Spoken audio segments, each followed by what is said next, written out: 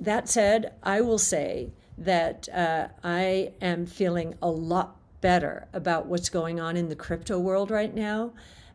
You'll see our Bitcoin monthly. I would say, we're neutral to positive. We're waiting for a few more capitulation signals. And of course, time will tell on the systemic side here. And we haven't heard of another stress signal in the last few days. So that's good as well. I am feeling a lot better about the crypto market right now, says Cathie Wood, about a market that has been crashing for the past few months and pushing many coin-based companies down the hill.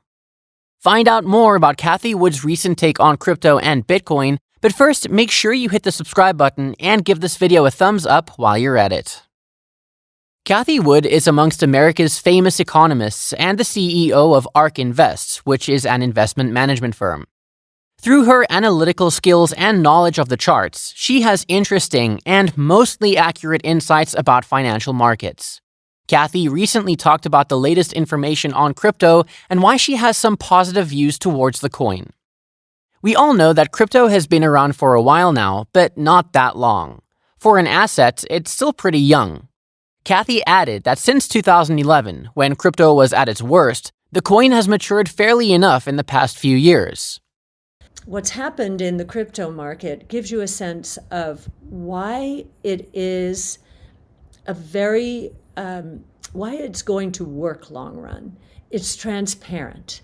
And there's a lot more trust in the crypto ecosystem because of the transparency and the over-collateralization than I think there is in the traditional financial markets. Well, crypto had its worst quarter since 2011, and it's a much more mature market than it was back then with the boom bust. So that's saying something. Her argument was statistical when she added that Nasdaq has been down 30% and the stock market has crashed to its all-time low since 1962. Even bonds are down to their all-time low. Crypto isn't a supernatural financial market, and so naturally enough, with all the markets crashing, crypto coins have been down as well. What's interesting is that even though the coins have been surfing on their recent lows, with Bitcoin just below 20K, the market is still doing better than any other market. At this point, people would rather invest in crypto than stocks or bonds. According to Cathie, the markets this year have been really rough for all the investors. She added that it is very likely that most investment-based companies would announce that they are under recession after their next month's financial reports. At this point, only the Fed could do some damage control, which it is bound to do after the companies come out. She then talked about Bitcoin specifically. She believes that this has been an incredible month for crypto. Bitcoin peaked last November and touched 69K, and then it saw a drastic dip and collapsed to just 19K. Even though percentage-wise that is a lot, Bitcoin is still on a safer end because it is still high compared to its 2017 low, which was between 7 and 10K. Cathie also added that the transparency of the market might be the reason for a lot of failures over a short period of time. Any other currency is backed by a central authority, like a state government, whereas crypto is a spread-out network available to the masses without anything holding it together. So while our credit card transactions and other currencies are transparent, crypto can be anonymous. And so this might be the reason why Cathie said that the crypto shakeout has been sooner and faster than the traditional financial markets. She also added that companies and platforms like Leadin and Creek Morgan really know what they're doing when it comes to DeFi and the markets. These are both well-known lending companies. Cathie blamed the technicians for causing distress in the market. These people don't know much about the crypto market, but they are aware of the bonds and equities. They would just read the charts and make claims and predictions about the next targets. So a technician would come up and say that the coin might drop to 12 or 10K, but the reason they say that is because they see the charts and see that there is a lot of support in that price range. This means that the coin has peaked a lot of times at those amounts, and it is likely to do it again. Can these technicians be trusted with market predictions, and do their words have credibility? Moving on, about the crypto market, Cathie thinks things are going smooth and that there have been no signs of alarm in the past few days. She believes that crypto can be very successful in the long run, and that's because of the transparency of crypto and the over-collateralization. So the market as an overall offers much more security than other financial markets at this point. This could be linked to what Kevin O'Leary mentioned in his latest interview, that while the world assumes that cryptocurrencies are affected by the war or any other external factors, when really that's not the case. The currencies are greatly subject to policies, and currently they don't have any. So as soon as an institution starts owning cryptocurrencies, things will change drastically. And just like most other investors, technicians, and economists out there, Cathie also supports the idea of owning crypto coins in the long run. She believes that the market will flourish and that it's here to stay. This might be another heads up for Bitcoin investors who have been contemplating their moves of investment.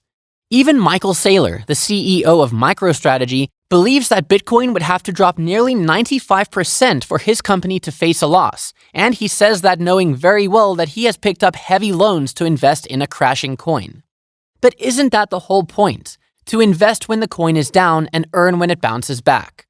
The question everybody is looking for remains the same: when will the coin bounce back and by how much? While Cathie hasn't been bold about her crypto predictions, she still has some positive views about the coin, which she has made very clear from the beginning. So far, through every analytical point of view, we can expect the coin to crash just a little more before it rises again. Initially, the rise cannot be expected to go to its all-time high and make history of going over 69K, but some gain is bound to happen. Cathie also backed her opinions with the Luna Terra example and how everyone saw that it wasn't going to work. The coin crashed 99% and was reduced to just a few cents because it wasn't backed by anything. So maybe the Kevin O'Leary question comes into play here. Would you invest in a coin once it has an institution backing it up, or would you invest now and earn from its volatility? About the Bitcoin volatility, Cathie, less than a month ago, said in one of her shows, Bitcoin futures are selling at a discount to spot Bitcoin, and during those times we expect volatility. Now, we don't know if it's up or down, but you can see from other metrics in the piece that our thinking right now, or our judgment call, is the next big bout of volatility in Bitcoin will be to the upside. Even recently, the coin has been fluctuating a lot. One day it's rising to some percentage, and the next it's dropping. It is important to note, though, that all the economists and investors out there make their target predictions based on how the crypto has performed over a set period of time. Even though Cathie recently said that she has positive thoughts about crypto, let's not forget what she said back in June about the currency. Nonetheless, we are on guard. You know, the Terra disaster, it was a fiasco for crypto, I think, in terms of raising or giving regulators even more incentive and reason to come in and regulate a little bit more with more of a heavy hand than we would anticipate. With that said, she's still careful with her investments in the coins and is aware that events such as the Terra Luna crash aren't inevitable and can strike any time. To anyone thinking Bitcoin is invincible, they need to rethink their choice, because that's what the Titanic engineers thought. This, in turn, takes us to the conclusion of investing smartly and not rationally. While the crypto market is topping other financial markets and is becoming increasingly popular, it still lacks ownership. The best thing for independent investors, who don't have companies to run based on their crypto gamble, can be to invest a minor percentage of their income. The amount is the one that you're okay with losing, and a decent amount that would bring you profits as well. Even more important is knowing which coin to invest in, and for newcomers in the market, Bitcoin is usually the favorite option, and that's for the right reason. Bitcoin might crash, yes, but not completely because, let's face it, it has the public support and it will bounce back. Maybe not instantly to 50 or 100K, but a decent percentage that will bring it back in the game. That's it for today's video. Do you agree with Cathie's analysis of the crypto market? Let us know your thoughts in the comment section below, and make sure you like, subscribe, and share this video. Thanks for watching, and we'll see you in the next one.